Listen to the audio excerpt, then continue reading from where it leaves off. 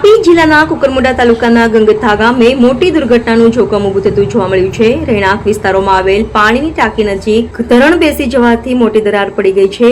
આ દરાર હવે મોટા ખાડામાં ફેરવાઈ ગઈ છે, જેને લઈને સ્થાનિક લોકોમાં ભયનો માહોલ છવાઈ ગયો છે। પ્રાપ્ત માહિતી અનુસાર વરસાદી મોસમ ચાલી રહી છે અને આવતા જતા લોકોને ખાસ કરીને બાળકો તથા વૃદ્ધોને અહીંથી પસાર થવું જોખમી બન્યું છે। સ્થાનિક લોકો તેમજ ગ્રામજનોએ તાત્કાલિક તાલુકા પંચાયત અને અન્ય તંત્રોને સ્થળ પર આવી યોગ્ય સમારકામ હાથ ધરવાની માંગ કરી છે। જોખમનું મૂલ્યાંકન કરાઈ અને મરામત થાય તેવી લોકમાંગણી કરવામાં આવી છે। ગ્રામજનોનું કહેવું છે કે જો તાત્કાલિક પગલાં નહીં લેવાય તો ભારે વરસાદમાં કોઈ મોટી દુર્ઘટના સર્જાઈ શકે છે। ખાસ કરીને સ્કૂલ જતા બાળકોને સ્થાનિક વસ્તી માટે આ ખાડો જીવલેણ બની શકે છે। લોકોએ ગ્રામ પંચાયત તેમજ કુકરમુંડા તાલુકા તંત્રને ત્વરિત કાર્યવાહી કરવાની અપીલ કરી છે, જેથી કોઈ અનિચ્છનીય ઘટના ટાળી શકાય।